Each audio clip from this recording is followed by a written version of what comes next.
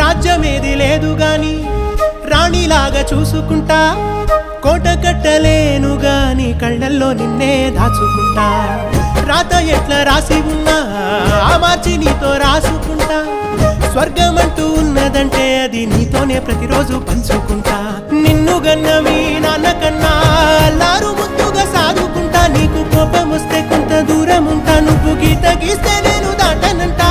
కంట నీరు కంటి రెప్ప దాటకుండా కాటుకై కావాలుంటా.